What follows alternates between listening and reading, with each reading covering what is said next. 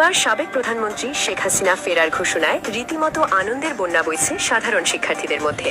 সূত্র বলছে, সে কারণেই ঢাকা চট্টগ্রাম মহাসড়কে মাঝ রাস্তায় দাঁড়িয়ে শেখ হাসিনার নামে স্লোগান দিচ্ছে একদল তরুণী শিক্ষার্থী।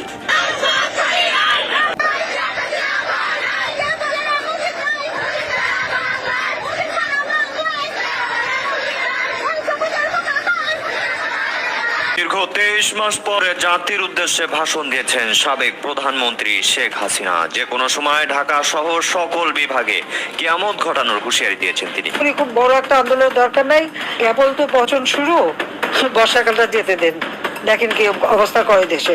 রাজনীতি করবেন সাকিব আল হাসান ডেইলি স্টারকে বলেন, যেহেতু আমাদের দল আওয়ামী লীগের কার্যক্রম নেই, সেহেতু চেষ্টা করছি ক্রিকেটটা খেলে যাওয়ার। দলের কার্যক্রম যখন শুরু হবে বা আমরা করতে পারবো, তখন হয়তো আবার চেষ্টা করব রাজনীতিটা করার। বাংলাদেশে হামির টিকা ও হামির প্রাদুর্ভাব নিয়ে এখন সবচেয়ে বড় খবর হলো 2026 সালে সবচেয়ে বড় ধরনের হাম মেজলিস আউটব্রেক চলছে। অধিকাংশ আক্রান্ত শিশু 5 বছরের নিচে, বিশেষ করে যারা টিকা পায়নি ও অসম্পূর্ণ টিকা দিয়েছে। সাম্প্রতিক রিপোর্ট অনুযায়ী মৃত্যুর সংখ্যা দ্রুত বেড়েছে, কিন্তু গণমাধ্যমে 400 এর বেশি নিশ্চিত সন্দেহভাজন মৃত্যুর কথা বলা হয়েছে।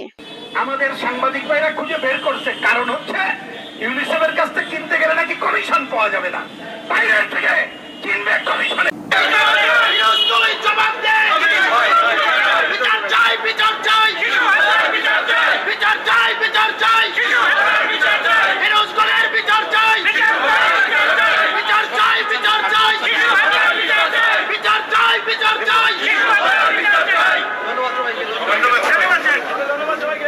আসমান কাঁপে না। 133 জন মরে গেছে, সেটার জন্য আপনি আসমান কাঁপাই বলছেন, এবং তাদের বয়স 18 বছরের মধ্যে। আর কোলের শিশু যাদের বয়স 2 বছর, যাদের বয়স 2 বছরের মধ্যে, তাদের জন্য যে টিকা কিনে নাই ইউনূস এবং তার অর্থমন্ত্রী, তার সহকারী, এদের কেন বিচার হবে না? নাহিদদের তো লজ্জা হওয়া উচিত যে এদের বিরুদ্ধে কথা বলে নাই কেন, এবং এদের বিরুদ্ধে কথা বলছে না কেন? বিরোধী দল হিসেবে তো তাদের দায়িত্ব এটা। তার মানে কি ইউনূস যা করে গেছে সবকিছু হালাল, আর অন্যরা করলে সেটা হারাম হয়ে যাবে?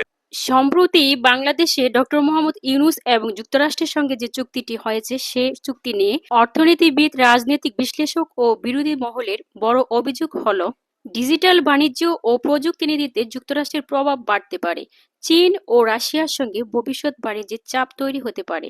যুক্তরাষ্ট্র থেকে তুলা ও কিছু পণ্য বেশি দামে কিনতে হতে পারে। একজন প্রশ্ন করেছিলেন মার্কিন চুক্তির ব্যাপারে। আমি একটা জিনিস আপনাদেরকে পরিষ্কার বলতে চাই, যদিও নির্বাচনের 3 দিন আগে 9 ফেব্রুয়ারি চুক্তিটা স্বাক্ষরিত হয়েছিল, তাই অন্তর্বর্তীকালীন সরকারের কথা আসছে, কিন্তু এখন এটা পরিষ্কার জানা গেছে এবং এটা বোঝাও যাচ্ছে যে বিএনপি এবং জামাতে ইসলাম এবং বিরোধী দলেও যারা আছেন, তাদের সাথে কিন্তু অন্তর্বর্তী সরকার এটা আলোচনা করেছে, এবং সে কারণে তারা কিন্তু এখন এটার বিরুদ্ধে কোনো অবস্থান নিচ্ছে না। এবং রুমিন ফারহানা যখন আলোচনা খুলেছে, তাকে তো সেখানে থামিয়ে